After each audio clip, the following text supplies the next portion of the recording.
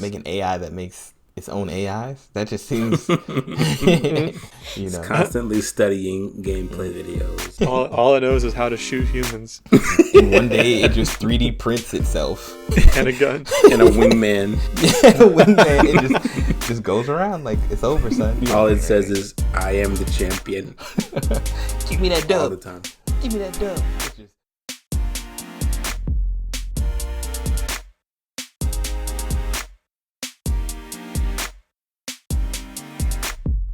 Hey there, internet people. You already know it is. It's the Super Agile Bros in the building. We about to get it in. It's your boy Bradston, your host, I guess, for the evening.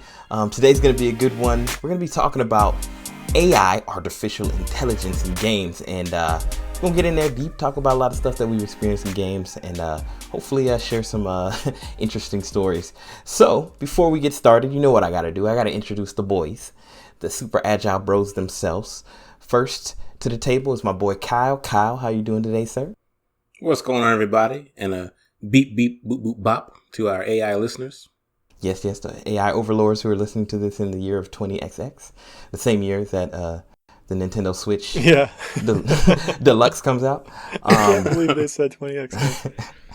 And as you've already heard his voice, the boy Steve-O. Oh, I guess, I don't know. Are you wearing glasses today, Steve? Or no? You're good. I am. Contacts? Okay, so Glasses Steve, introduce yourself, say hello to the people. Hello. That's probably that's the most chill, correct hello I've ever heard from good old Four Eyes Steve-O himself. Glasses Steve, what have they done to you? What have they done? It's like I'm back in high school all over again. I was watching X-Files with Shailene, and there's like this episode where like there's this army base and this like soldier gets like his mind wiped, and like the wife, when they come, like Scully and Mulder or whatever, they show to the house, and she's like, he's not my husband. He's not my husband. I feel like that's how I feel about you right now. He's not my Steve. He's not my Steve. It's not. Well, I'm not your husband either. No, not in this life or the next. So, cool. Let's get it cracking and popping. So, like I said, today we're going to be talking about the AI in video games. So I already kind of prepped the guys a little bit. So I asked them the question: how do you feel like AI in games have had a big impact on your enjoyment in games? And if so, why not? So basically, what I mean by that question is like, does AI matter to you when you play games, and does it even have an impact, like on your experience, or is it just something that you only notice like when it's really bad or something like that? You know what I'm saying? How do you guys feel about that? I guess we'll start with Kyle. Kyle, what do you think about AI in games in general, and if they have an impact on your enjoyment in games? So I think AI is kind of broad as far as, what it is in games. To me, the simplest form of like AI is just something that moves outside of the will of the player. So because, nothing inside a game is alive, but if it's moving of its own volition, then I think that constitutes enough for AI. So when I first started playing games, like the first AI experience I could think of is like a Goomba or the ghosts in Pac-Man, something it's got its own prerogative. It's not smart in any way, but it does make the game more enjoyable to me, it being there. And there's some intelligence, I guess, for it to acknowledge my existence as the player. So, yeah, I think a lot of the games that I played like passively have had AI. So I appreciate even the smallest amount of artificial intelligence. Okay. And so you don't feel like like to you, it's not a big thing. Like it's not a big impact, but you're happy that it's there in general. Not all the time. It's not. I feel like it does make the biggest impact whenever it's like noticeably bad. Mm-hmm. But otherwise, it's more of a passive appreciation. Okay. How about you, Sir Steve? Sir Glasses Steve? Nah, I've been knighted. You've been knighted. Yeah, I think your question is poorly formed. I think that Always hater. AI. He's always a hater. He gonna call me out on the podcast. He could have said this beforehand, but he wanna try me. He want in front of the people, our super agile brother nation. How dare you? But yeah, go ahead. Continue. Nation. Brad's like, you're not my super agile brother anymore. Ooh. Super agile cousin. That's our spinoff. Slightly agile cousin. Slightly. Ooh. Slightly nimble. That's right. That's our spinoff show. Yeah. No, what I mean by that is that I think that AI does have a huge impact, but it's not always an obvious impact. So you kind of phrase it as like either it's a big thing or you don't notice it. I'm like, no, it's a big thing and I don't notice it. Like Kyle said, unless it's bad. Usually, unless it's bad. But yeah, I mean, basically everything that runs in a game that isn't me and that isn't, I would say maybe not like simple systems, but everything I would loosely define as AI. And so, or anything that's not random as well. But yeah, I think that without that, most games would be trash. And if it wasn't well made, most games would be trash. So yeah, I think it's a huge part of the enjoyment. Well, so you feel like for you personally, it has a big impact on your level of enjoyment on a game. Yeah, well, yes, but not because I'm thinking like, wow, this AI is so good. But because if the AI wasn't good, the game would be less fun to play. Like the characters, the enemies wouldn't move around well, or the NPCs wouldn't respond well to whatever's going on in the RPG. Like it wouldn't be. It would be obvious, but it wouldn't be bad because it's obvious. It would just be bad, and it would be obvious. Mm-hmm. It's interesting because like I think maybe I'm more aware of it just because like I don't know, like it matters to me, and also because of my background in game development and actually having to do some AI work in games, so I kind of have an idea of what it takes. And also going to GDC and watching GDC, for those who don't know, is the Game Developers Conference, where they talk about AI and why it works a certain way and what happens and consequences and whatever.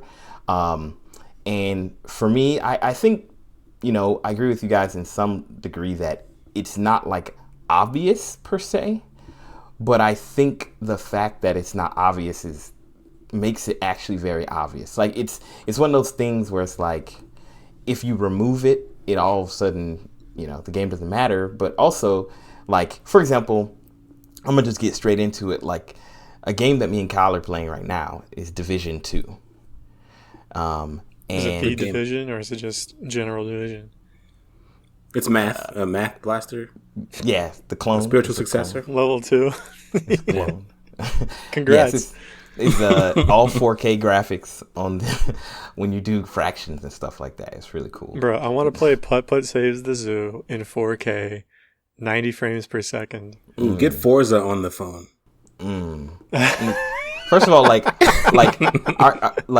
I bet you games like that far back weren't like, well, this is like a game developer joke, but essentially like were not their frame rates were based on, or how fast the game played was just based on the speed of the computer. So those games like run like like a million degrees per second fast. Like what is even happening? I want to see a Meat Canyon 3D rendered video of Putt Putt Saves the Zoo. Stop. Oh my gosh! With Forza graphics. Stop. But with the Dragon Ball Z like moving face that he did that one time. Ooh. Stop. I don't want Meat Canyon anything. Like tag him in the comments. After I saw what was it, LeBron James, and I think I'm good. I think I'm good with Meat Canyon. I avoid their videos now. I've been thoroughly traumatized. It's such high quality. It's so good. They did a good job at traumatizing. He did Demon Slayer. I think I'm good, man. It was horrifying. I don't even want to know. But The Division, it's Division, right, Kyle? It's not The Division. It's just Division. I think it is I'm trying to remember the logo. The D has like the back end of it cut off, and I think that's to make room for the word the. But I'm not certain. I know the D Division is like yellow. That's all I remember. Yeah. So we'll say the because that sounds better. So The Division 2. Sounds cool. So me and Kyle have been playing. Also, shout out to Rob, one of our listeners, one of our part of the Super Agile Bros Nation, Nation of two. and also another friend of ours, Millie. And we've been playing, and me and Kyle have been playing together, and with Rob and Millie from time to time. But anyway, one thing that's really been cool to me that I've enjoyed about the game is that the AI seems to actually like be doing stuff, like. And it's definitely apparent, like sometimes like we'll be just doing our thing, like whatever, like, oh, we want to go do a mission, and then like our ally AI will be like just patrolling somewhere, and then we'll just hear gunshots like pop, pop, pop, pop, pop, boosh, boosh, like stuff going off. We're like, what is happening? And then like another group has shown up and starts fighting them, and then there's different factions. So the different factions don't necessarily like each other. So sometimes the different factions will be fighting each other, and it's just like this chaos, and all of them are like taking cover on each other, throwing grenades, like using abilities, robo dogs. That's a whole nother problem. And drones, like all the stuff is happening, and then we enter the battle, and how they deal with our presence in the battle is like, yeah, they might focus on us, and they might not focus on us, or they is like the nuances of that, and then how they deal with like cover, and how they deal with like us flanking them, like even to me like the cool AI where it like says he's flanking us, or if I use my drone, he's like, oh no, he's still not as stupid as drone. Like they're very much like they feel like they're a part of the world, and that they're like actually aware of our actions and what we're doing and why they're doing it. This has really made the game like so much more immersive, like versus a Borderlands which has AI, but the AI is just kind of like just running around shooting at you. Like you don't necessarily feel like it's intelligent, you know what I'm saying? But you do feel like all the enemies are kind of dumb, when you think it's about it. It's less intelligent. Yeah. So here's the question. I feel like you touched on two different things. I was thinking about them, and then you touched on them both. Do you think that good AI is more about immersion, like saying things that make you feel like it's, like it knows what you're doing and it's thinking for itself, or the character is thinking? Or is it more pivotal to have AI that gives a good challenge, where you have, NPCs that will flank you, or will like work together to, to get you in a pincer or something? I guess it's the same thing, but, will be like tactical. I think the context it makes, because even the example of, I guess, because both the Division and Borderlands, heavy looter shooter style games, and the enemies, they use cover and stuff, and they have different variations of enemies. Like we recently started encountering these like kamikaze guys in the Division. Oh, they're the worst. And so they're a lot like the what are they called in Borderlands? It's the main psychos. The psychos. Yeah, the ones that have grenades on them. Yeah. And so based on that, like there's a lot of similarities, I guess, between like archetypes of enemies. But even those guys, like they don't just scream incoherent ramblings when they're running at you like in Borderlands. Like they'll say words like "I'm gonna get you" or something along those lines. While in Borderlands, it's kind of like apocalyptic, and everybody's just living off the land, and they're even called psychos. So like half of the stuff that they say is just gibberish, just bonkers, nonsense. And so as far as immersion is concerned, I think that they both kind of are very successful in like who you're fighting against, even though like if you were to strip them down to like bare bones, the same archetypes kind of exist. Yeah, I could definitely see that. And I feel like I see what you're saying about Borderlands in the sense that like in many ways, nothing against Borderlands, it's kind of a dumb game if you think about it. Like most enemies just charge you. Yeah, like the characters even that you interact with are kind of dumb. The enemies you fight tend to be like savages or disrespectful, like inbred, like like it's like a lot of weird, like you never feel like your enemies are intellectuals. No. Versus in Division you have like different types of enemies, and like you got like your paramilitary type who definitely feel a lot more like tactical, and then you organized, have like who I still don't know what the group is, the dudes who run around with shields. Oh yeah, I forgot. Yeah, I don't know their names arrows. Like they just charge and just get murdered. Like it's dope. It feels bad killing them. Like they're not ready. Are they the coyotes? Because somebody mentioned coyotes before. The hyenas were like the main ones, and then these last guys, they have some sort of military sounding name. I can't remember. Yeah. True Sons? The True Sons is another one, but the new guys, I can't remember their name, but they're the most like paramilitary. And we got to talk about the mega drone that we fought in the middle of the street. First of all, Division 2 is ridiculous. That's a whole nother game. You got to play it. Yeah. Yeah, Steve, you got to play it. But yeah, like the enemies definitely have a different feel. So maybe that's fair. Like in Borderlands, it's more about just like shooting your wild guns. Like, and it's not a cover game, right? Yeah, it's not. So maybe the enemies it's don't. It's not a tactics game either. Exactly. No. It's especially because your abilities, most of them need you to charge into battle for them to work. Yeah. Yeah, and I think like the different enemy types, like the brute type swole dude who just has a big gun shooting and he has a ridiculous amount of health, and then the normal enemies, they kind of run around a lot in Borderlands. And this one is a similar idea, and actually there's something in Division, there's a similar idea where like they have the brute type and they just have like giant Gatling guns and like a ton of armor, and they just like walk in the middle of the battle. And one thing that's been happening recently for me and Kyle is that like once a gold enemy comes in, that's what like the heavily armored ones are, we just like centralize all of our attacks on that enemy, and we just kill them immediately. And like something about their AI doesn't make them as defensive, because they have so much armor. So they're kind of stupid compared to like the normal enemies, Yeah, they're not really threatening unless you're like out in the open and they target you, then they'll melt you. But but that rarely happens. Yeah. So other than those two things, what is it? I forgot already. Immersion and challenge. Are there any other aspects about the AIs in those games that you like? Like that's totally orthogonal to those two concepts? Because in my mind, I feel like that pretty much covers it. Like those are the two things.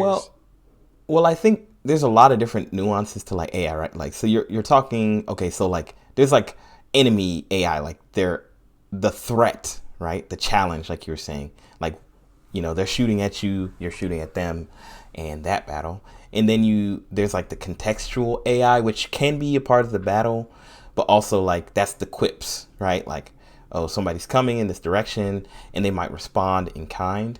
And then I think there's just like AI that's more of like an NPC kind of thing, where when you're not engaged with an enemy and the enemy's unaware of your presence, or even a character is unaware of your presence, what they do when you're not there, like I feel like that's another thing. Like, are they living their own life when you're not around? Well, for me, that falls under immersion. So you think immersion and context are different? No, I'm saying I think they're the same. The two things that you just said, I think. Oh, so you were going for sort of super high level. Yeah, I think we could narrow down both of them into different scenarios. Because I think, for me, when I think of immersion, it's both like enemies making sense as far as like the environment they're in. Like, say, if you have an ice level, you don't want to see the fire guy in there for some reason. You want to see ice enemies. And then, I think another level of immersion is, do NPCs or characters seem to just wait around for you? Or are they doing something until you get there? Can you startle them? Because there definitely are games that like thrive on either of those, but then fall flat otherwise. Well, one thing I did want to say is, in a weird way, to me, even the aspect of like challenge, to me, falls within the immersion aspect as well. Because, like, for example, I'm playing God of War, right? And as you approach the climax of a certain level, right, I feel like the enemies should become more intelligent as you approach the more important people. You know what I'm saying? Like if you know how in Star Wars, like they have like the different, what do you call those guys? I almost called them Koopa Troopers. The troopers? Stormtroopers? Stormtroopers. Koopa Troopers. Yeah, I'm so sorry. You were So really sorry. close. Star Wars You were fans almost are there. like, unsubscribing.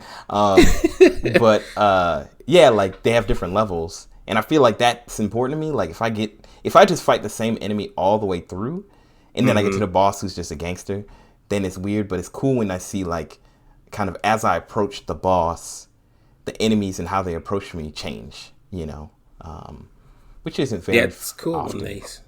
when they kind of reflect, on your approach to Darth Koopa, they start to gain abilities similar to his. Because then that almost like prepares you for the challenge to come. Mm-hmm. But I think what Brad's saying is it also makes sense. Like, of course, the stronger, more intelligent guys would be higher Closer up in to the the- organization. Exactly. That does make sense, yeah. Yeah. So to me, Okay. it all falls under immersion. But So I guess yeah, what maybe do you try? What do you? I guess maybe there's a better word than immersion than. So describe Cohesion? describe kind of what you were saying again, because I might Yeah. have missed it. So I think we agree on challenge, right? Like a more interesting, a well done AI provides a better challenge because the enemy NPCs act smarter. They don't just walk out and get headshot. Maybe so. The other aspect I think on what I'm describing, maybe it's like detail. So you're talking, the quips, the reactions to little things that you do that aren't necessarily like they don't necessarily add to the challenge or the gameplay. So like in Halo, if sometimes when you're shooting at enemies with one of the Marines and you kill the enemy, the Marine will complain that you stole his kill. Yeah. And actually, I just watched a video someone sent me from Halo 2 where you're playing as the Arbiter and one of the grunts does the same thing. And the grunt literally says like, "Oh, sure, I waste all my ammo and then you take my kill." And then he runs out. He runs out and he rage shoots the corpse that you just killed like 3 or 4 times with the pistol for no reason. And I'm like, wow. super cool. That is they were ahead of the game, man. They were ahead of the game. Man, So for me, awesome. that's what I was saying is immersion, but maybe a better description would be like detail or I like the idea of like contextual like AI that's like just reactive AI like to the world. Like it doesn't really necessarily add any value as far as like challenge, like you said. It's like flavor text. Yeah, like flavor. One of the you just reminded me of one of my favorite moments I think of all time in gaming is when I was first introduced to like Grand Theft Auto, San Andreas, I believe. Yeah, San Andreas. And I was playing, and one thing that was cool about this game from the ones before was that the AI, the people walking around the street were more like contextualized or more involved. It felt real. They felt real. So I had my character CJ, and CJ, I kept taking him to the gym. And I kept just trying to get him swole, like as swole as possible. And you could only like work out once a day or whatever. So eventually I got him to the maximum swollenness, as one would. And I just remember I walked out of my house onto, the block on Grove Street. Y'all know, shout out to Grove Street. Grove Street. And I walk outside and one of the homies like runs across the street and he's like, "Yo, son, you looking jacked, bro. How you get so swole?" Like he's like hyping me up because I got swole and he noticed my change. And to me, that was one of the most like, I felt like at that point I wasn't playing a game. It was, crazy. It was crazy. I don't know if y'all have ever had moments like that, but yeah. I had a very similar moment actually. So this was later in life. I'm sure this happened before, but this is the one thing that always stuck with me. In Bastion, once again repping Supergiant, that game has incredible narration. Basically, you have this old man who's narrating the story as you go, but he throws in like lots and lots of flavor text based on what you're saying, and it really feels like a man talking. There's no like repeats, there's no loops. Yeah. So near the beginning of the game, basically you wake up on this like floating island in the middle of just darkness.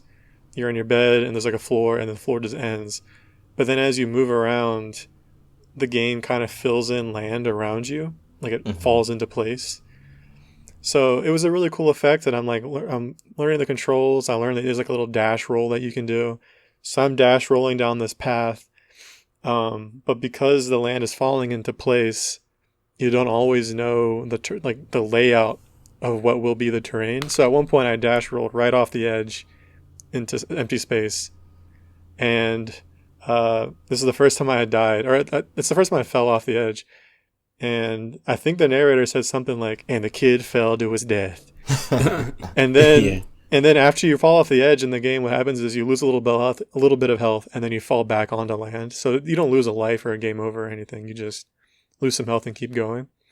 So he goes, "The kid fell to his death," and then I fell back on the land, and he goes, "I'm just messing."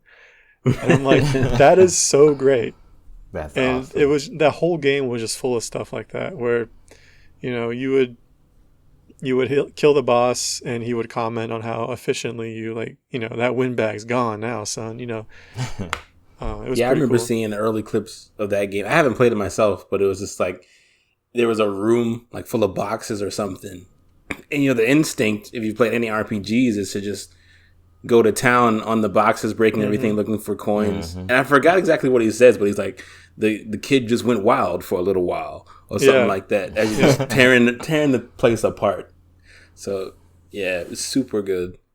But I think that kind of falls in line with like I think somebody mentioned it earlier, NPCs that don't necessarily like you don't fight them. They don't follow you around. They may not necessarily give you, value tangibly, but it's like they make the world feel lived in because they're kind of standing beside you as far as experiencing things with you.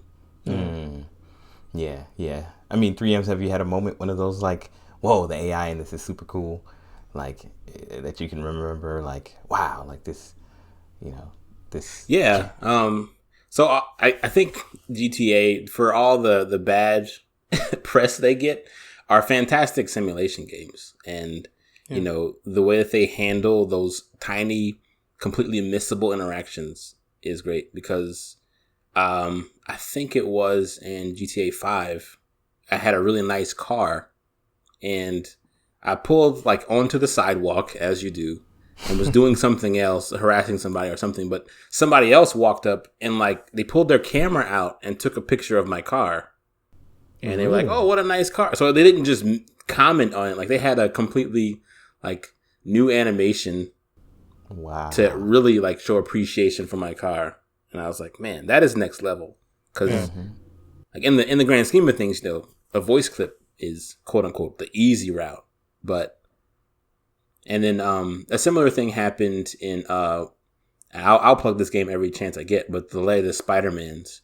Um, One of the things I'm sure that people do the least is like run on the street.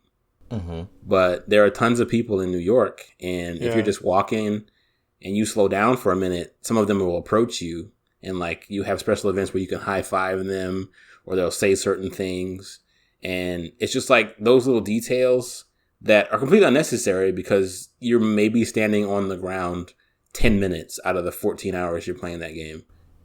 So yeah. Wow. for Yeah, them to like go through the In effort. Spider-Man, every time I landed or like jumped to the ground, whoever I landed next to would like throw his hands up and be like, "Ah," and then Yeah. be like, "Oh, it's just," and then you hear someone across the street, "Oh, it's Spider-Man," like they would Mm-hmm. definitely react to you. It was pretty cool. yeah, Right. that's like the little pieces. Like it's like hard to forget.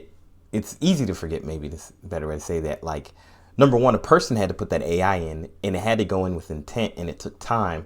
So like anytime Mm-hmm. an NPC does something that's complete, like it's like art, right? In a game, like when they model a trash can in an alley, like perfectly. Mm-hmm. Like a player may never see it, but if you were to walk into that alley and the trash can didn't match or something like Looked like that, trash. yeah, Yeah. you'd be like, this game is trash. Um, Like the and assets in the latest Pokemon game. it just does not. What's going on here? And I think that's like super crazy. I think one of the games that the first games that I ever really know, like, not that I like San Andreas is one time that like blew my mind. Like what? This is crazy. Like, but a game where it was a part of the game mechanic. Like it wasn't an NPC thing, but where the AI felt like so cool was a game. I don't know if you guys have ever heard of it or played it. It's called Black and White. Have y'all ever heard of that game? I don't think so. Ooh, It sounds familiar. y'all, I want y'all to play this. It's an old game. It's a game made by I think it was made by Peter Molyneux. Yeah, because that's back in the day before, you know, he started making all the what's it called games. Fables. And, yeah, before he made the Fables, because this is kind of one of those games where he was really messing with the idea of how, like, how you do things, and light and dark, and also NPCs having feelings about you and stuff like that, or likes and dislikes. So anyway, in this game, essentially, it's like a god game, but like you're literally supposed to be some type of god, right? And you just control a little hand that just goes around, and the hand can like pick things up, it can poke things, it can slap things, and it can cast magic, right? But it's just a disembodied hand, right? It just goes around. And the premise of the game is that like you like are a god of these people who are doing stuff, and they all have AI, and there's like villages, and there's little kids, and there's men and children, and they all kind of act and behave different ways depending on how you interact with them. So like if you like pick up a villager and throw them, they might be scared of you every time you come around, you know.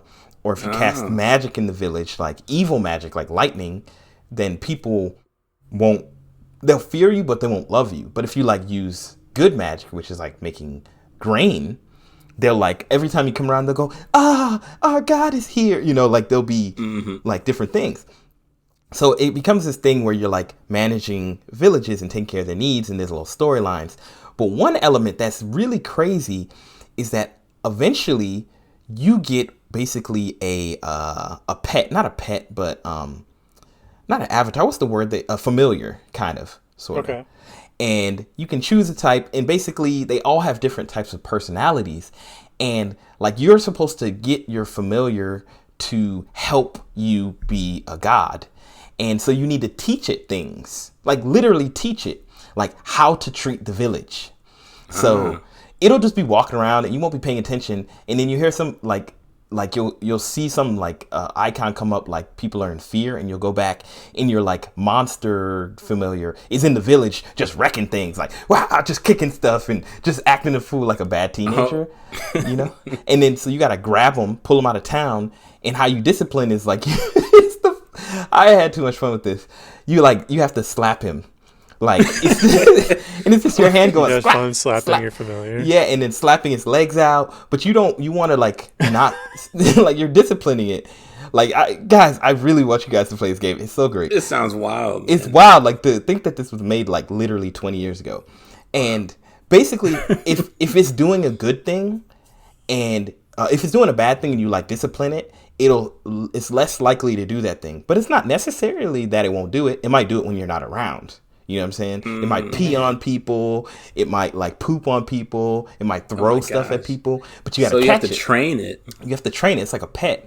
What? And For a child, if you pet it and like groom it and stuff, when after it does a good thing, like say it goes and grabs some grain and it carries it and drops it in the market, and like the people are like thank you, and then you like pet it, it'll do that more often.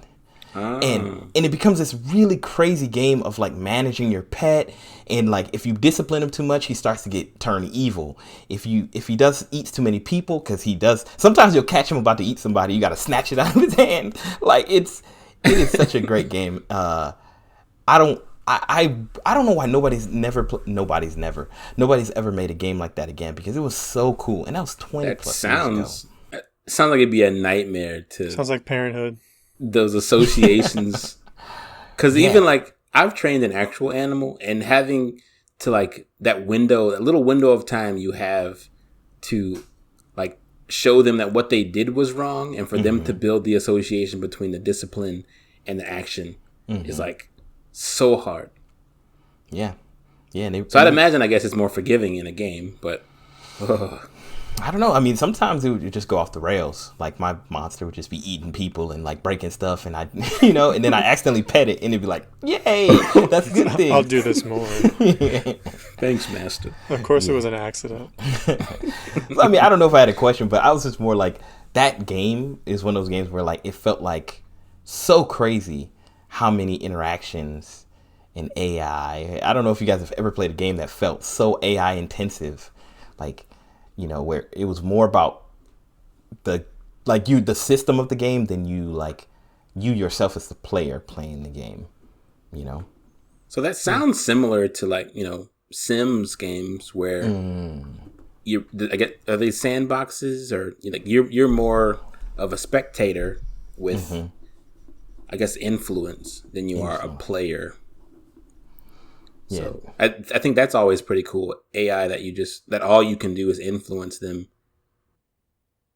Do you guys like that kind of game in general, like a game like a God game where you're not really? I don't. Why not? I guess it just doesn't capture my imagination, I guess. I mean, I don't usually feel a connection to the characters or to the village or whoever. And I feel like those games kind of have less gameplay and more decision making, and for me, I'm like, I'd rather just have gameplay. Yeah, that's fair, because it is a lot of management when you think about it. Yeah. It's like, oh, do I want to be good or bad? Decision made. I'll just do all the good things and not the bad things. Well, wasn't that game that you're talking about, Dark Room or whatever, the Dark Room? Isn't it kind of a game like that? The text game? Yeah. I mean, that's less decision and more strategy.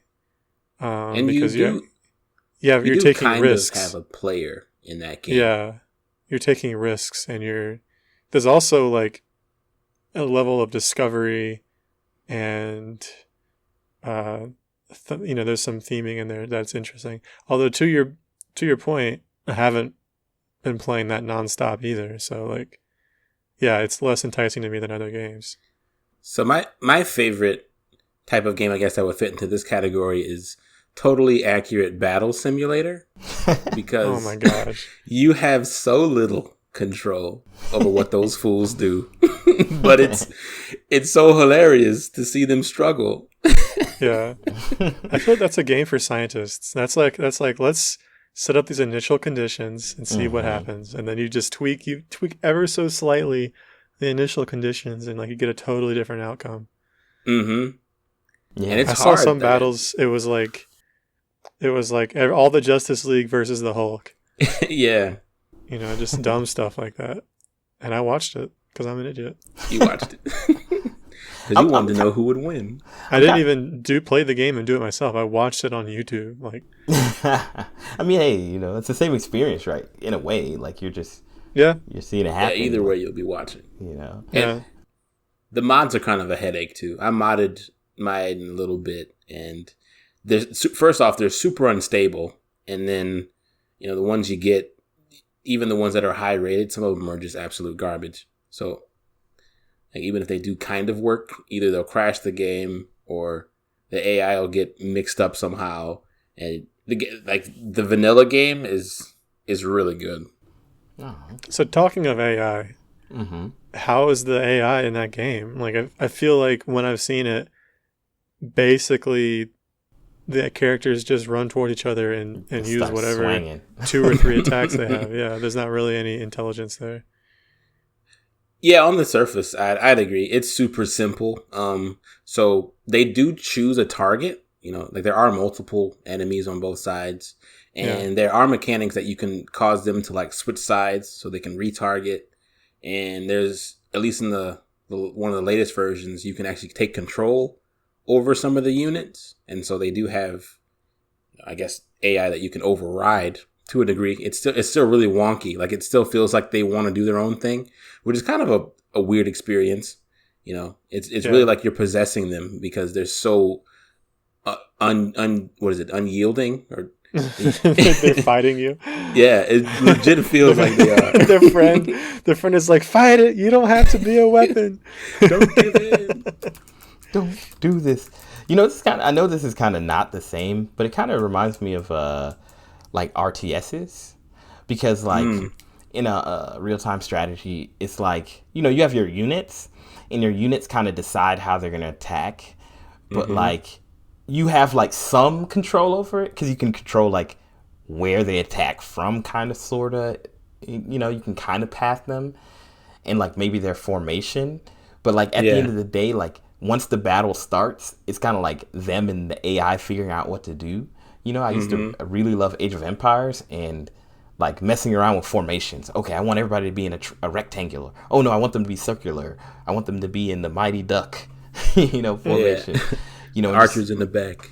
And it was like, I mean, I assume that's pretty complex. Like I've seen some postmortems on Age of Empires, but like, in the moment, it seemed like the AI was really simple. Like just swang. Like So in a game like that, in a game like XCOM, the enemy units obviously have their own AI, and they make tactical decisions as they cross the map. Mm-hmm. Do you know if those decisions are random, or is it? Well, I mean, I guess it might seem random even if it's not, because you don't know what the decision making looks like. But yeah, do you think it's just complex decision making, or do you think it's just like random, or both? Well, this is where I put my game developer hat on. Scoop. So, in game, silly hat. the only hat I have. In game development, there's a concept that I think is used probably in physics and math and other things, but like weighted randomness. You know what I mean? Yeah. It's like it's not purely random, right? Because if a character could choose like in every turn, and you learn this a lot, especially if you make like a strategy type game, that if you just say, okay, a character can make a decision. If an enemy is in front of you, you can make 5 decisions. Attack them, move, take cover, heal yourself, blah, blah, blah. Flee the battle. You can give those 5 choices, right? But here's the thing. If you do that, the enemies always feel stupid because they'll stand in front of you, you'll have low health, and they'll go, I'm just going to move and not attack, So you have to use weighted randomness, which is like, okay, you can choose between 5 options. Now, if the enemy in front of you has low health and they're not in cover and they recently shot, then it like tilts, it adds a percentage toward that direction. Oh, if they haven't done this, so it still has some level of randomness, that RNG that we all know and love, but that RNG is very much tilted toward what would most be advantageous. But there are the situations where like an enemy will be standing right in front of you and have a gun, you have no cover, you're about to die, and they'll just go, use some weird ability that's not going to help them for 5 turns, and you just murder them. So it's like random within conditions. It's random, but it's more geared towards like actual decision making. That makes sense. So my question, I don't know why I'm setting this up. Another question I have, why not just have pure decision making, right? Like if the enemy knows it has low health and just shot and isn't in cover, why even have a chance of not going into cover? Why not just go to cover? Well, go ahead, Kyle. All this conversation is making me think of, I think, what the first few Pokemon games were pure decision. And so I don't know if you guys remember, but like Pokemon Red and Blue, they had like super gimpable systems because, especially when you were going up against gym leaders, they would have Pokemon that had specific movesets that would counter what they thought the player would come in there with. Like, for example, in the fighting type gym, if you brought in a flying type, but I think all of them were like normal flying, then they would have an electric type move or something. But if you had one of the flying types, and this is the wrong scenario, but just to get to my point, if you had the flying type that was impervious to electric type moves, so they had no effect, it would only have that condition. It's like, oh, they're using a flying type Pokemon, so I'm going to use my electric move every time. And so every time they'd use that same move and it would have no effect, the AI would. And so like it was pure decision making, but it wasn't nuanced enough. Exactly. Yeah. To where it would try the first, like the purest decision, it would fail, then it would switch. That didn't exist. Right. So it would, and then it would try to, I forgot what it would do. Like it would run out of PowerPoints for the move. I forgot what it would default to after that. I never knew that the computer players could run out of they PowerPoints. can run out of Yeah, so they have to use a like does nothing. That Pokemon does nothing or whatever. Like that normally happens when you fight like you have an enemy, like you have a Pokemon like what's his name that can harden or something. Oh, Yeah. Kakuna or Yeah, and you just let them, Metapod. Metapod. and then you find like a Pokemon that has a lot of special attacks that have low, PP or how many they can do. So Yeah. so one thing, okay, so that's an interesting question that you just posed about decision. So this is actually like one of those things that as humans we do naturally, but we don't realize. Like we are not like purely decision making people. We're like situational, like right? So, Reactionary. and we're also thinking ahead. So one reason that I think why a good AI doesn't just react necessarily in the best way on every action is because sometimes doing something that is not the best in the moment is better for you in the long term, right? Like it's like chess. Like sometimes you let somebody take something because you want them to take it so that you can move them into the position that's advantageous for you 5 moves down the road. And Yeah. really good AI is like not just making moment to moment decisions. It's also like, okay, a character moved this way and he keeps shooting me like this. Okay, I'm gonna move here, and then because of this, maybe he'll do this. Right? That's really, really, really difficult to program. Right? Like Yeah. Do any games do that? there's some I don't know. games. So there's a game named Fear. Do y'all know Fear? Yeah. So Yeah. Fear, for those who don't know, Fear is like the I don't know how many games did this. This might have been the first of a kind, but it was like a first person shooter horror game.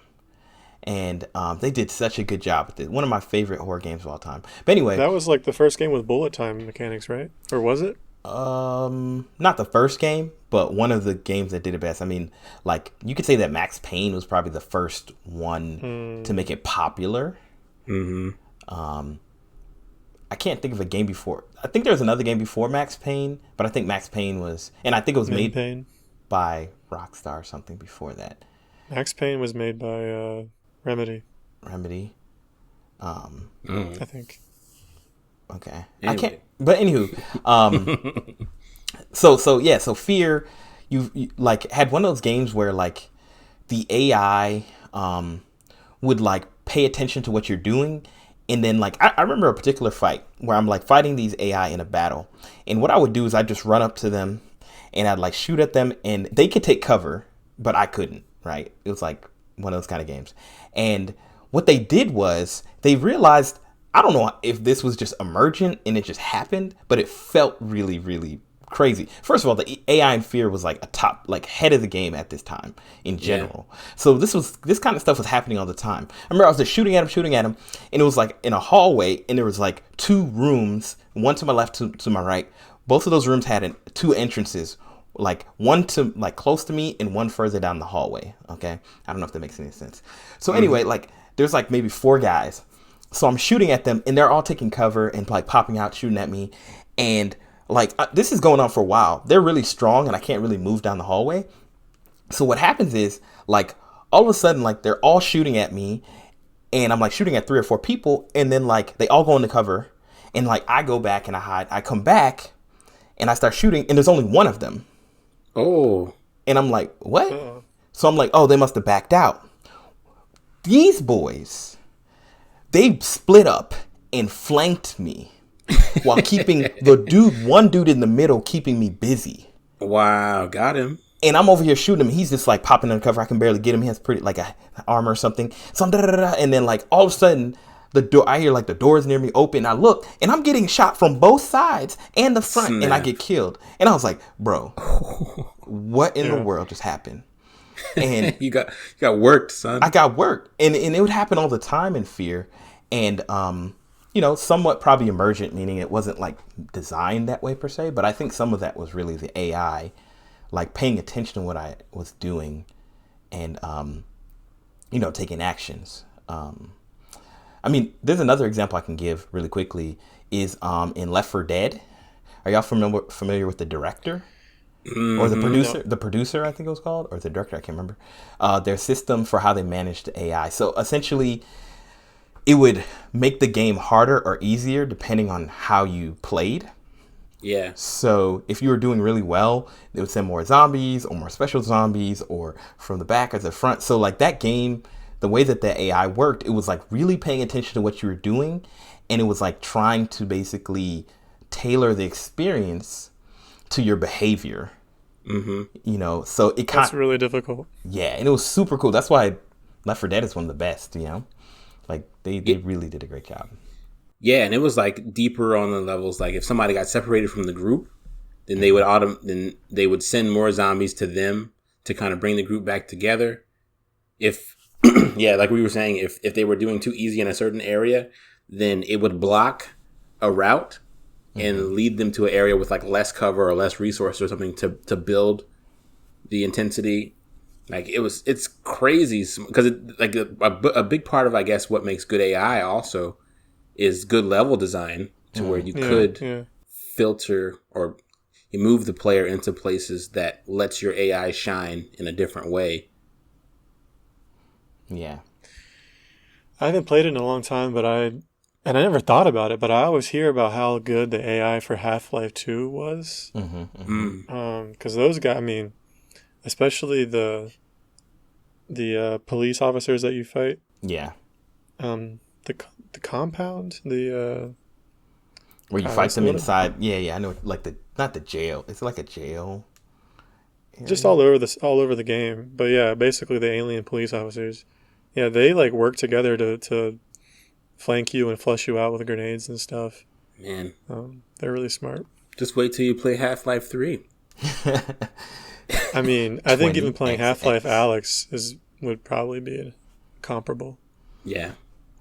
Yeah, I want to play that game. I think AI is so difficult in games because there's like so many levels of like the contextual, what is the player doing, what might they do, what's their behavior, and then it's like pathfinding. And we all know about pathfinding because that is like the number one gimpable thing in any game. You know, like I just feel like I've played so many games where it's just like you have a character just caught in the, you know, I fought a boss and it's just caught in the corner. I'm like, perfect. I win. Yeah, with his back turned. And it's just like, how did you even get over there, first off? Dude, have you guys... I've talked about it a few times. Gears of War actually has some really good AI. And sometimes you'll catch one of the big bosses like trying to getting stuck on a corner or something for a little bit. But they do a really good job of not letting you do that too often. And it's actually like... So there's one boss you have to fight, and she is only vulnerable on her back. So you have to shoot her on the back. But she's always like twisting and turning, and she's very fast and very deadly. So it's not really advantageous to get too close and try to sneak up on her. You just kind of have to stay in one spot and hope she turns her back on you. But she never like stays facing away from you. And if you shoot her too much, she'll turn around and hit you with like almost instant kill. But so you're always on your toes.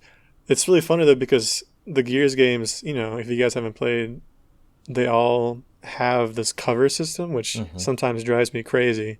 But basically, you can push the dash button near cover, and your character will slide towards that cover and kind of be crouched down. Push it again, they'll like vault over the cover. So I don't know. I can't tell you how many times I've been trying to run and get stuck on a piece of cover that I'm going past, and or like oh god, I've gotten killed so many dumb ways. And I always laugh because sometimes the humanoid enemies that you're fighting, sometimes they vault over cover or they take cover or whatever. And sometimes you'll catch them like they'll be running away from you and they'll vault over it, and then maybe for some reason they'll vault back. And so you just catch them because like they just wasted, and it's a slow animation, you know, so like, and you laugh at them, but then I do the same thing. Like, who's the NPC now? I will definitely vault over some cover and then be like, oh, there's too many enemies here, and try to go back. And whether I get killed or not, I'm like, dang, I just did the exact same thing. So I got to give them credit. Like it's pretty realistic most times. And they work. I mean, I play mostly in horde mode, so it's just numbers. I don't think they're trying to flank me, but like it feels like there's like, I'm being invaded from all sides by a horde of monsters. That's 'Cause always I am. a cool feeling, I guess, when the AI does feel like it's super intense. Do you guys think it's better for, and this might be too general of a question, but when AI is more passive or more aggressive when it comes to responding to the player? When you say, what do you mean by that? What do you mean? So, like in Gears and even in kind of in, I guess, the Division that we've been playing, if you don't, I guess, shoot at an enemy or something, like they'll approach you and like they'll try to get to you, even if you're shooting at them, versus, I guess, stay away or try to avoid you. Like, Oh, you mean like so like the aggressiveness, almost like vision cone type of like. The yeah, aggression, yeah. Whether they hang back or whether they come up on you. You know, it's so interesting that you asked that because I've actually debated with myself about this question because like you play in a game and sometimes it feels so unrealistic that you could just walk up behind a dude like and like stab him in the neck like in Assassin's Creed or something, or mm-hmm. like sneak up and like just shoot him in the back of the head or steal something out of his pocket. And you're like, bro, like you clearly could have heard me or smelled me or something because I clearly Something. stank because I've been doing this for like 10 days nonstop. But I think that's where, like, in a game, I think we were talking about this in the boss level, in the boss episode, me and Steve, where you don't want a perfect AI.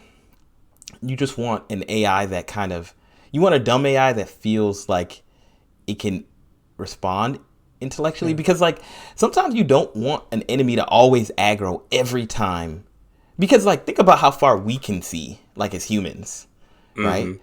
Like you just walk down, like in Division it's like a lot of streets and a lot of stuff like that. Like I think about if I walk, every time I walk out in the street and somebody could see me at the same distance that I could see them, it would be Yeah. nonstop fights. Like I would never be able to avoid a fight. I would never be able to just be do a thing. Like I think it's cool that developers have realized, and not that it's that they realized, they already knew this. It's that like it should be the player who aggroes the enemy, not the enemy who aggroes the player. Mm, You know? I think it depends on the game. I mean, For yeah. a Go ahead. stealth game, obviously that would be backwards. Oh yeah. Wait, wait, Like wait. if they see you, they should engage because you're supposed to be out of sight. But that's the player aggroing them, right? Like No, no, no. I'm saying you're saying that you're basically, correct me if I'm wrong. You're saying the player should be engaging in battles. what I mean is that the player should knowingly, they should be the person, they should, by any a fault of their own or by choice, be the reason that an AI interacts with them. Like you don't want it to feel like every time you walk out in a game, you just like, in Halo on like master mode or whatever, Oh highest yeah. difficulty, where they snipe you instantly. Like it's cool Yeah. because you have a little bit of control of like when they like alert. But if they were just like really patrolling, you would just get sniped instantly every time. And Oh, I see. so it's kind of like you are the director of the story. Like you're pushing it forward instead of the game imposing itself on you, if that makes sense. I don't know if that answers Kyle's question. I think he was talking about like the disposition of like the tactics of a game. I actually think that what the situations you're discussing are separate enough to be like conceptually totally different. Like aggro for me is different from the tactics of an AI, and I think you're totally right. I think you're pretty much right about aggro, but I don't know if that was what Kyle was asking about, because we were talking about like you're in a firefight already. Is that How what? does the AI respond when you're already in a firefight? Yeah. So what did you did what was did I answer your question the wrong question or? So yeah, I'm with Steve. I agree. Yeah, about the aggro, and I don't. It usually feels bad in a good way. When you're trying to avoid a fight, but then they see you. But yeah, I'd never play on Halo Legendary mode ever again because of exactly what you described. Like you load in and you'd be spawn killed, in the campaign. And it's like, well, now I have to look at the loading screen again because that's not how this works. But my question was more about after the engagement has started, and that's why I guess it was kind of broad, because I know that AI, depending on, I guess, their archetypes, could have different responses to the player. Yeah. As long as they're aware of them, like they shouldn't all be aggressive, they shouldn't all be passive, but having a mixture could be nice. Okay. So you mean in an engagement? Mm-hmm. Yeah. Do I personally like it better when they're aggressive, or do you think it's more like a better design if they're aggressive or passive? If that was more your question. I think he was asking if it's better design. Yeah, more from a design perspective. Like, I guess if it had to be one or the other, like two aggressive enemies or passive enemies that kind of wait for you. I don't know why we would limit it and say if it has to be one or the other. I think if it has to be one or the other, they're both bad. That's fair. Yeah. I think you almost answered your question. Like, I think that's where like AI design is really good, where it's a mix, right? And it's funny that you say what you said earlier, Steve, about the grunt or whatever. Not the grunt. I guess they might have been called grunts. I can't remember what they're called. In Halo.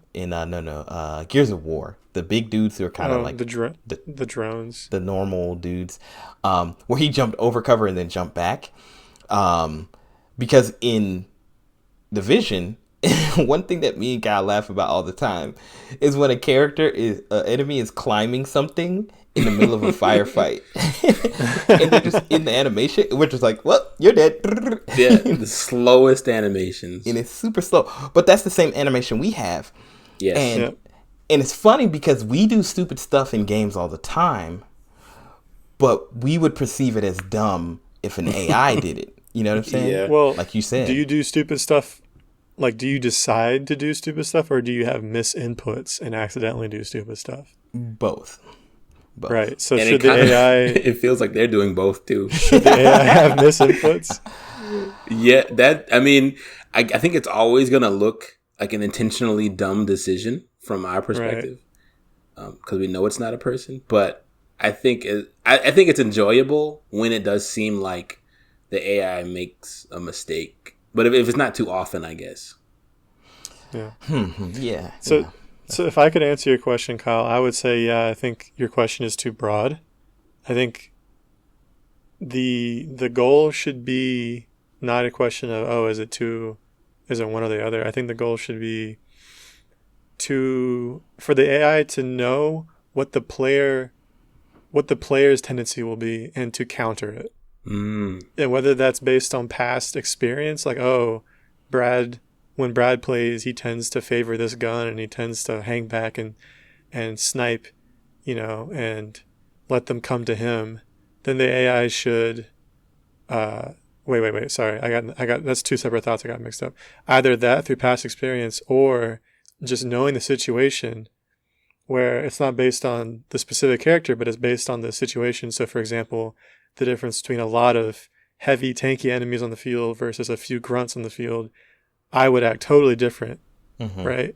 Mm-hmm. And whoever's programming it would probably be able to guess how somebody would act and counter. So, like, maybe if there's a bunch of tanks, they all charge you at once. But if there's like a couple weaklings left, they run away and they hide and they take pot shots at you. Yeah. Yeah. So not just game wide, not just like situational to the game, but situational to the situation, to like the environment even. Yeah, that's a very like that's interesting. Like that how they would approach you is depending on how they even how confident they are about you, right? Because in general, the general enemy in any game is like kind of throwaway, like just shoot them and kill them. But when there's like 10 of them, they should be more aggressive, right? Like if there's 10 of them, why not 3 of them push? Yeah. And then, but also you have to think, well, what is the intent, or what's the goals of each of these individual enemies, right? Like when we're playing the game, our goal is to not die as an individual. In an AI game, in a game, maybe the AI's only goal is to kill you at any cost. So like a zombie game. Yeah, zombie game. So like, okay, let's send 5 people and then have 2 snipers in the back, right? That'll probably kill you. But like, once again, do you want a perfect AI with no fear, or do you want an AI that's kind of like feels a little human, that kind of makes mistakes and stuff like that? Yeah, I guess you could, and you could. I wouldn't say humanize. I guess you could characterize the different NPCs, the different enemies, and that would play into how they act in different situations. So another Halo example, and this is kind of a famous example, is the grunts are super aggressive and they'll just come at you normally if there's elites around. Oh But yeah, once you kill the elites, they'll they flee, freak out and scatter. Yeah, which is always that's a fun. good point. Yeah, and not only do they scatter, but to the point of immersion, they'll be like flee, like they act scared. You know what's interesting? I feel like I would love to. So y'all know from the Smash Brothers community, not Hungry Box. Hungry Box is a mortal enemy. Mewtwo King? Laughing. No. Original enemy. Have y'all not seen the Smash Brothers documentary yet? It's been a No. while. Oh no. You keep telling me about it, and that just He's goes like, out of my he head. had long hair. He was like the coolest guy in the Smash scene. He like used to win a ton of tournaments, particularly in Melee. Is it one of the gods? Is it Mango? Mango. So Mango is like what I think is the perfect representation of what like AI should be. So wait, just bear with me for a second. So Okay. one thing that you'll like, okay, Mewtwo King and Hungry Box. If you think about them, they're what I consider like the AI we have now. Like they do what's best to win. Like the perfect AI. What's optimal? What's optimal, right? They're like, okay, if you ledge grab, I'm gonna do this. If you do this, I'm gonna short hop to blah blah blah. Like they're gonna do this, and if I'm Hungry Box, I'm just gonna short hop, Jigglypuff you to death, right? Like that's all I'm gonna do because that's the most efficient way. And that's like the bad AI in the game because it kills you every time you deal with it because it headshots you, Masters level. I keep calling it Masters level. Legendary. Legendary, thank you. And I don't know why Masters in Halo. Master Chief. Now, the reason why I think Mango is like the perfect AI is because he does things that doesn't make sense, but it's because he's trying to do something that is very human. Like he wants to make a highlight reel. He wants to clown you. He wants to try something. So there's like the best clips I've ever seen is him like beating somebody soundly. He has Falcon. And he like hits the person off the screen. The person's not going to make it back. They both have one life. This is in a finals of a tournament. The person's off screen. Mango runs across the stage. I'm already shaking my head. Double jumps off screen. Yeah. Knees the person to death. Like Right. that is crazy. Like The biggest flex. the biggest flex, but that is like those moments that are like utterly human. Like a person, like you would only do that if you had some like intrinsic motivation of like, you know what, I want to clown this person or I want to do something fight. wild. And like, I feel like an AI that like would purposefully like dupe you into thinking they're garbage, and then like oh, like they're missing all their shots, so you like push them a little, and then they're like, actually, I'm like level 25. Like, Yeah. that'd be really cool. I don't know. That's So some of the Smash Bros. AI, like level 9 NPCs, have, or CPUs, I guess they call them in there, they have been pretty disrespectful in Ultimate. They're very disrespectful. However, it is still easy to gimp them once you find their like 2 or 3 Yeah. habits. Like every CPU in Smash will double jump to avoid you or they'll dodge in the air if you come up to meet them. Yeah. If you try to juggle them, they'll always air dodge. And then you could just So I've gotten a bad habit. This is why I don't play This is why I don't play CPUs very much. I tell people not to do it, not to practice with them. I've gotten a bad habit of just like going up there and then letting someone air dodge and then getting them. But like a lot of players do that and it works, but then a lot of players don't do that, and I get punished Yeah. because I'm just assuming they're going to do it. I have become the CPU. I have become the CPU. I Yeah. always air dodge when they attack me. Yeah. Yeah. So you bring up a good point about like training, I guess, against CPUs, and for competitive games like Smash, I feel like you can build up some really bad habits. But what about high level CPUs in shooters and stuff? Do you think that AI is better to go up against if you're going to do high level play? I have no idea. I've never experienced or seen it. I don't think so. I don't think so. I think I can't imagine it's much better. I think they have to be dumb because otherwise, like, you're not gonna have those satisfying moments of getting a headshot on an enemy or like one of the things I was thinking about is like, what would it feel like in something like Apex Legends to have like high level like bots, but not like these bots are garbage, but like high level bots, right?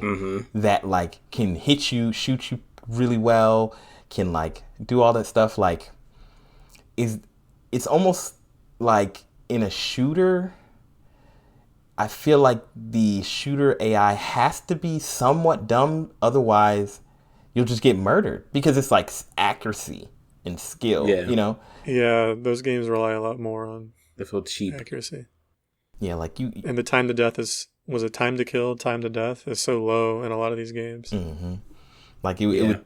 I feel like in Apex you could maybe have NPCs or CPUs or whatever running around. I know that in Fortnite they do that now or something, or they did. Yeah.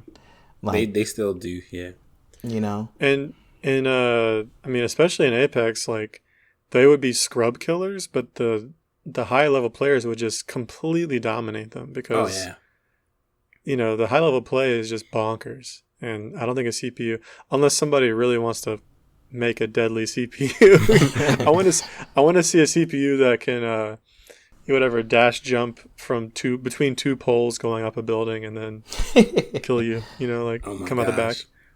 well, I think that's like the problem with like AIs in competitive games, and I think you've mentioned this before, Steve. Like the reason why you're not a big fan of them, like online competitive games, because the meta changes a lot and like how you play, and like just imagine trying to program a competitive AI in a game like Apex, where people are just creating new strats and weapon loadout. Like you would have to keep up with the game and like program it differently every day almost. You Or just watch make a really good program that can do it for you. Ooh, make an AI. But yeah, no, you're right. It would be so complex. Make an AI that makes its own AIs. That just seems It's constantly studying gameplay videos. And all it knows is how to shoot humans. And one day it just 3D prints itself. And then And a gun. and a wingman. Yeah, the wingman, it just goes around like it's over, son. Over here, crouch. What do you call it? Left, right, strafing on you. All it says is, "I am the champion." Give me that dub all the time. Give me that dub. It's just you just walking down the street and you just see a guy like crouching over and over with the wingman in his hand. You're like, no, that's the AI. Oh no. That was one cool thing about iRobot. That's the Will Smith movie, right? iRobot? Mm-hmm. Yeah, with Will Smith. Mm-hmm. Yeah, okay. That was one of the cool things is that those robots weren't just stronger and they weren't just like a lot of them and they weren't just good shots with a gun, although I don't think they really used guns very much.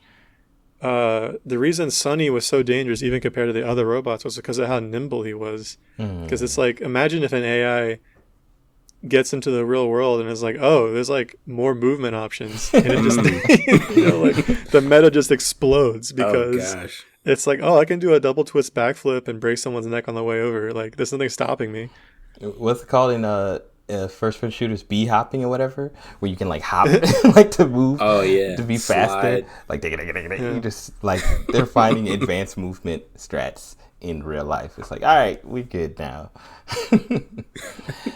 Like kind of changing the topic a little bit. Like I don't know if you guys have ever played Majora's Mask. for Been a while. Zelda. Like, I wanted to talk a little bit about AI with like NPCs in like villages and like towns and like ones that are like non-aggressive AIs, but like, Oh, so like, yeah, go ahead. like Skyrim villages. Yeah, yeah, exactly. Like villages where like, you know, in a way you leave and you come back, right? And you don't know what's happened since then. Like Skyrim is really cool, and I always think of Majora's Mask, and it's a little different because I don't even know if I can call it AI because it's more of like a pattern, you know, like they have a schedule, you know what I'm saying, like of what they do and how they do it. But I've You always could say it's low level AI. I think. right, like you just program like, oh, they're gonna be in this place at this time, and they're gonna do this at this time, and Go to sleep at this time. Like and that's kind of my question. Do you guys like see games where like the AI, the NPCs kind of have like schedules as AI, or is that just like completely different? Like, oh, well, not really, because they're not intelligent. They're just more like they just follow a script and they never. I mean, none of them are intelligent. I would say it's like the least Ooh. intelligent AI. Shots fired.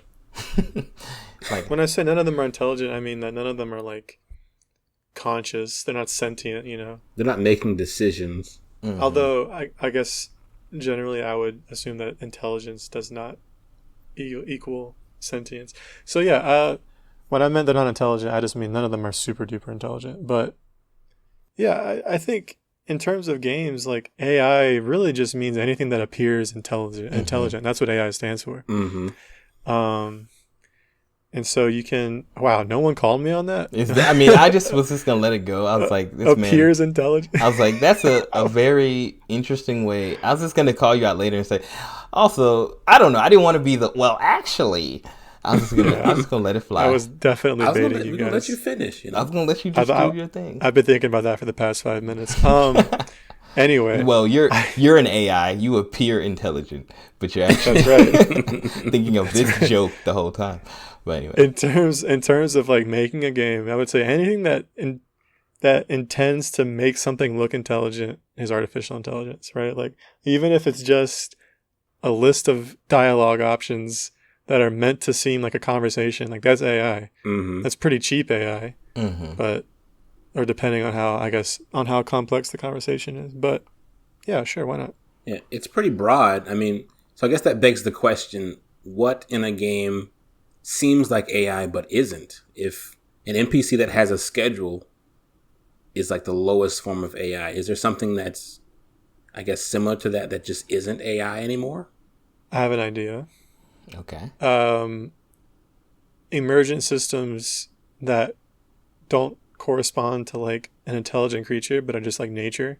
So in Breath of the Wild, you know, you can like set up a trap with explosive barrels and fire arrows, and or you can kill somebody by throwing a weapon at them and then lightning strikes it and kills them. Like there's lots of complexity and nuance in the game that was built into it, but it doesn't appear intelligent. Yeah. So you said the systems? Yeah, I guess I would just say like system. Well, yeah, I guess I would say systems, but a lot of things can be described as systems. So I'll say systems that correspond to like non-living, non-intelligent aspects of the game. Yeah, I was gonna say, Brad? I was gonna say, like, honestly, in most games where there's NPCs in villages, let's take for example Skyrim, like the NPCs can seem like intelligent sometimes, right? Like you might go up to them and they might say, "Oh man, did you see that dragon that flew by?" Or, "Oh, like I don't want the," you know, like they might respond to things, but really they just have like a few limited responses, and eventually you hit the end of their like loop or whatever, like, and it like restarts, right? So it feels almost, it's kind of like what I was, you know, even talking about San Andreas, and I thought that was the coolest moment. Eventually you realize like, oh wait, there's like, this is not that deep per se. Like this guy is responding to some type of quote unquote stimuli. Oh, you're swole now. Oh, you have a nice car. You know, like it's not really intelligent. You know, I feel like enemies can be intelligent because they're trying to respond to you and react. But I feel like the NPCs rarely are like really doing something emergent that you're like, whoa, I would have never expected that. Like, you Yeah. know? Well, I actually would wonder if the enemy AI is as built up as the NPC like speech AI, right? Like I think that we give the enemies a lot of credit because they're like it seems more intelligent, but I think a lot of that is just the fact that they're running around and pathfinding to you or away from you and shooting at you. Like I think they're probably also making very shallow observations and just running on the script like that. It just looks more complex because it involves more action. People would dare say that we just run on a really like an AI that's just the same thing, right? It just responds, and it's like, who you call an AI? You, boy. I think our intelligence is capable of a lot more, but in general, I think people just kind of act at a low level of intelligence by default, and then if something gets our attention, we kind of perk up. Yeah, like if you just go into a room and you throw down a firecracker, 99.9% of people are going to react to the stimuli. It's like, oh my goodness, they're going to jump or turn toward that sound, right? Because they'll do the same thing. That one guy, you like, oh, he did. Oh, like, oh, we need to take him to jail right now. Like that's because he's not a sheep. I'm not like you, sheeple. I trained myself in the darkness. I made a machine that shoots out firecrackers in the darkness at random intervals to prepare me in the middle of the night when I sleep. I don't believe in groupthink. It's like, yes, sir. It drives me crazy. Now, come with us. There really are people who will like scoff at the idea that if you yell fire in a crowded place that everyone panics and runs. Like, yeah, it's a fire. Yeah. Like, just because everyone's doing the same thing, maybe it's because it's the smartest thing to do. Right. I feel like the people who say stuff like that are also people who've never done anything ever. And they Probably. It's like going back to that guy in like One Punch Man who's like, well, actually, I think that the heroes are actually this weak. And like, no idea you have a lot of opinions, but you speak like you're intellectual, but you're just a fool, But yeah, I feel like it, in general, I think it necessitates, like in a game, it's a necessity to have a more intelligent enemy, right? Because that's going to be the primary thing that the player does, right? Like, fair enough, yeah. In Division, But it would be interesting if, like, you could make an AI for an NPC where you don't really give it you give it like a bank of lines, like 100, 1,000 lines. Ooh. And they're all like contextual, and how they string those together is just like dependent on how you as a player interact with them. So they may like decide to only use the aggressive, angry things to you because you broke into their house when they were sleeping one night, because you're the player character who just opens people's houses at night, and throws firecrackers, But two things. One, I would argue that not every game will have that focus on enemies. For example, Skyrim, I can't say how smart the enemies are, but I feel like they probably put a lot of effort into making the NPCs feel real, because it's a role playing game, and you like a lot of the game isn't fighting, it's interacting. Yeah. So they probably did put as much as, if not more, effort. But I don't know if it's AI, but more of like they just put more like lines of dialogue in the RNG, Yeah, I mean, if it's just RNG, then you're right. That's not greater intelligence. I think that that's fair.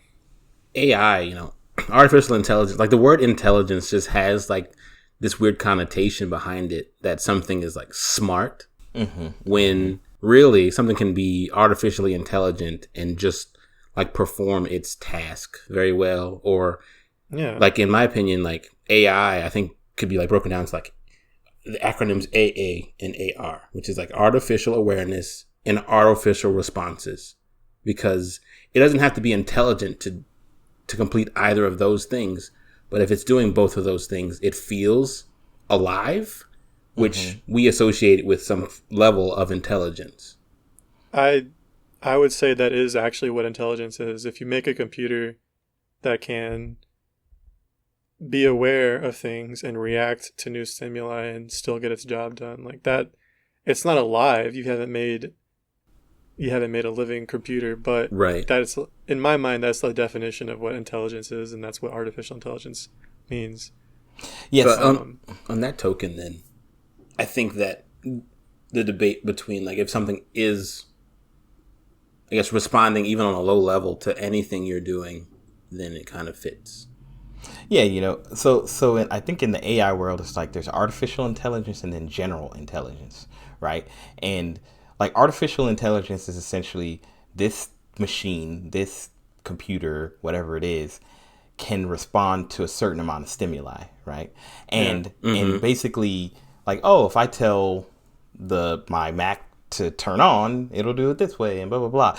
But like a general intelligence would be, my Mac can, without me telling it, can know like, oh, Brad gets up at this time and he normally does this, so I should get this set up so that when he does this, like it's making like decisions that are not necessarily based on just discrete inputs, and it can make decisions that are not,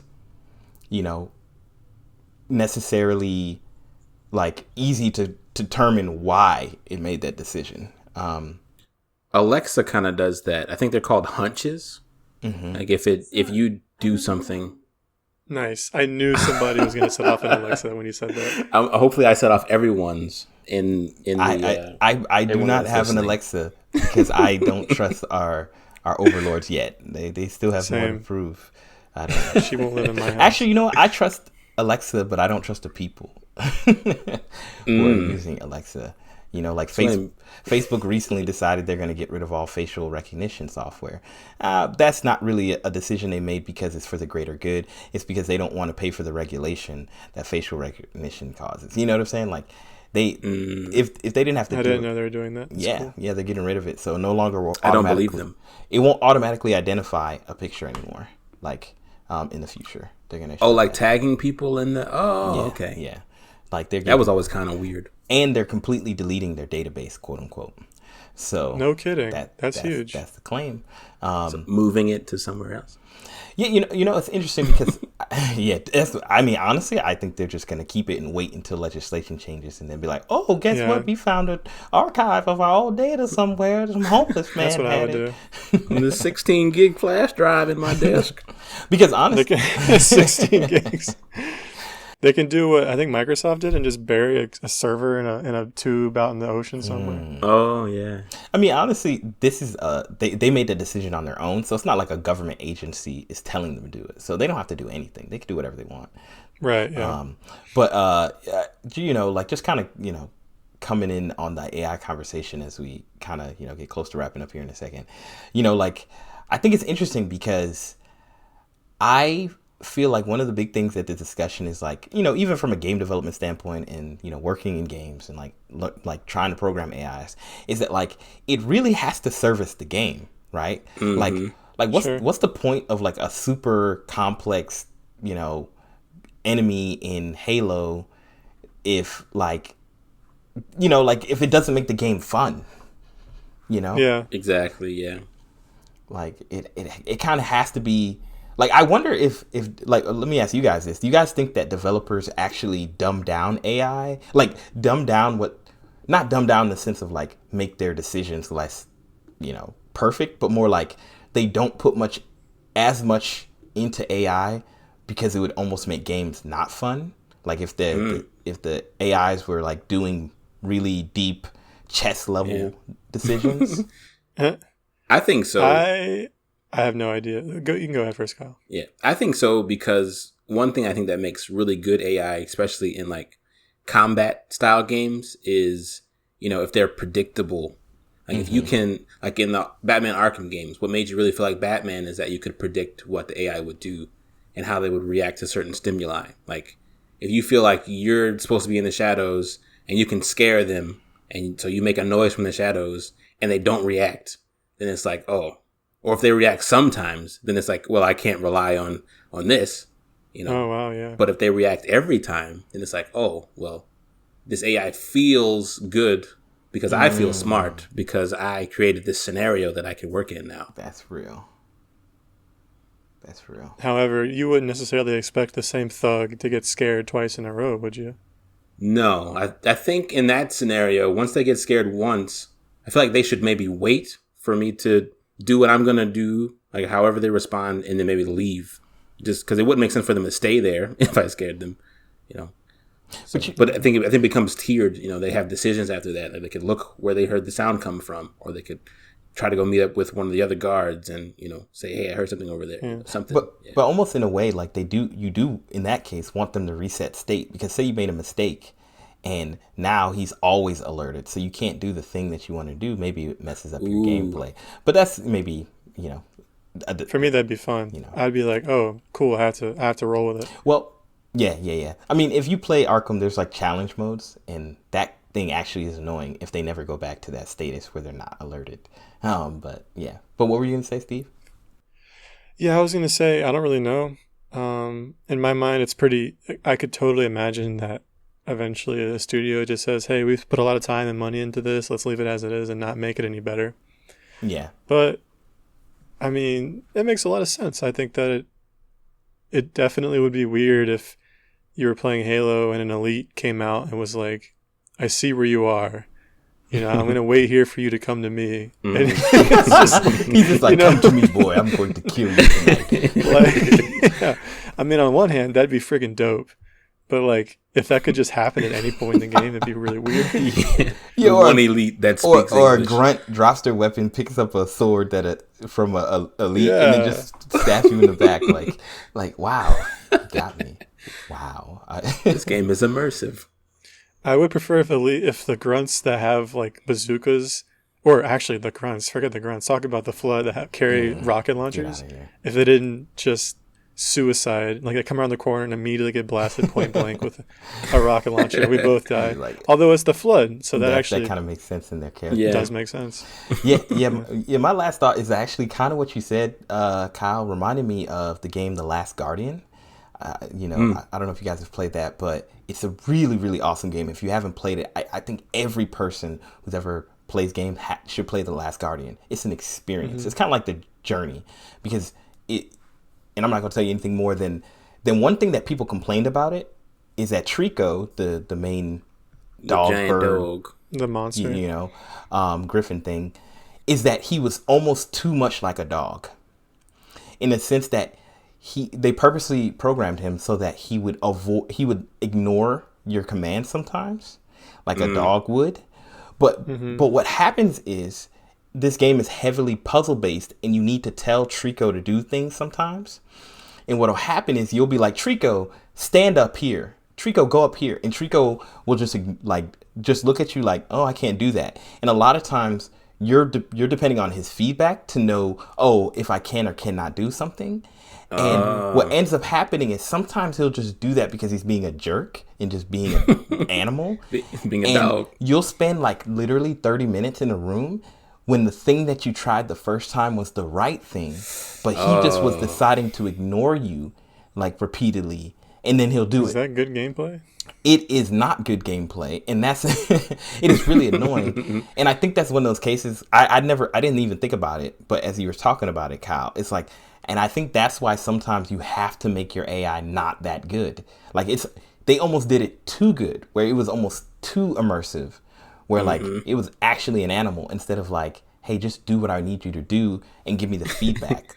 Well, I feel like that could be fixed if they kept the behavior but just changed the feedback so that it didn't look like, oh, I can't do this, but it looked like I'm not going to do this. I don't feel like doing it.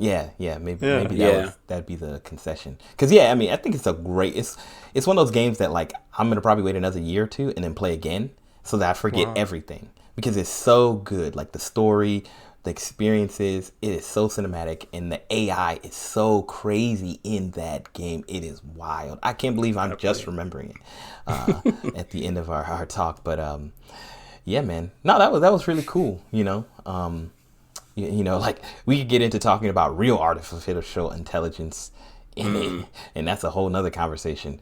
Y'all don't want to go in that rabbit hole with me. Like I'm really in that rabbit hole. I think I agree with some scientists that if artificial intelligence is maybe the most likely existential threat we have, like to just kill all humans, like that is, it would happen immediately. It would happen the moment that we were guaranteed to die would happen, and we wouldn't notice, and all of a sudden we'd be dead like 10 years later. It would already be in motion. All of a sudden, there's nothing we could do. There'd be nothing we could do about it. But anyway, that's a conversation for another time. Maybe we could talk about AI and the downfall of man. Singularity. Yeah, I'll bring all the crazy AI thought experiments. There's so many crazy ones. Maybe we could talk about that, but I'll write that down. But yeah, man. As always, thank you, Steve. Thank you, Kyle. Thank you for your time. Always a pleasure. Thank you for your thoughts. And even as a game developer, I'm now like, okay, man, I got to think about how I approach AI. It makes me think a little bit more about the games I do enjoy a lot and how they've approached it. Thank you everybody out there in the Super Agile Bros world. We appreciate y'all in the nation. Thank you for listening. Thank you for your feedback. Thank you for everything. Whatever platform you Thanks for $5. Thank you for $5 if you decide to send that to me. But whatever platform you're listening on, just know that we're on Spotify, we're on SoundCloud, and we are on YouTube.